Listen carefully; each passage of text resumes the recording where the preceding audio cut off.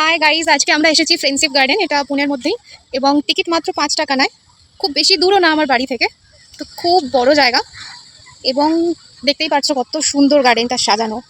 উপরে সিঁড়ি দিয়ে ওঠার এটা অ্যাকচুয়ালি জাপানের একটা পার্কের স্টাইলে করা, সেটা ভিডিওটা দেখলে তোমরা পুরো বুঝতে পারবে। এসে গেছি আমরা সিঁড়ির সামনে। বাবা, অনেকগুলো সিঁড়ি দেখে মনে হচ্ছে অল্প।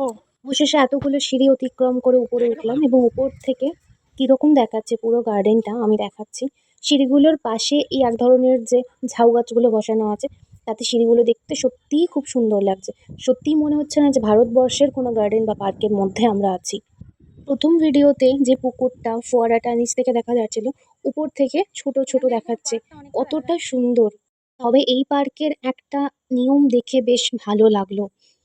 তুমি পার্কে বেড়াতে এসেছো, বেড়াও। এই যে এত সুন্দর গালিচার মতো ঘাস হয়ে রয়েছে, এই ঘাসে কিন্তু কাউকেই অ্যালাউ করছে না, বসতেও দিচ্ছে না এবং জলের কাছেও যেতে দিচ্ছে না। এতে একদিক থেকে কিন্তু ভালো, পার্কের যে প্রাকৃতিক সৌন্দর্য আছে সেটা কিন্তু নষ্ট হবে না, মানুষ বসে শুয়ে নষ্ট করতে পারবে না। এবার আমরা চলে এসেছি এই পার্কের সবচেয়ে আকর্ষণীয় স্থান বা ঝর্ণাটার কাছে। ঝর্ণা, পাশে বড় বড় বন, এত সুন্দর লাগছে, মনে হচ্ছে এখানেই থেকে যাই। ঝর্ণার এই কলকল ধ্বনিতে বিভূতিভূষণ বন্দ্যোপাধ্যায়ের লেখা কিছু উপন্যাসের কথা মনে পড়ে যাচ্ছিল।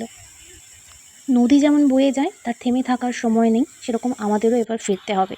ফিরে যাওয়ার আগে ঝর্ণাটা আরেকবার প্রাণ ভরে দেখে নিলাম এবং সমস্ত পার্কটা সত্যিই মনে হচ্ছে কেউ সবুজ গালিচা বিছিয়ে দিয়েছে। প্রকৃতির এই স্নিগ্ধ রূপ যে কোনো মন খারাপকে ভালো করে দিতে পারে। তো এবার আমরা এই পথ ধরে বেরিয়ে চলেছি। বেরিয়ে যাওয়ার আগে আরও একবার ঘুরে দেখে নিচ্ছি। এবার তোমরা সবাই বলো এই পার্কটা তোমাদের কেমন লাগলো, অবশ্যই আমাকে কমেন্টে কিন্তু জানিও। আর কে কে পুনেতে থাকো আমাকে অবশ্যই জানিও।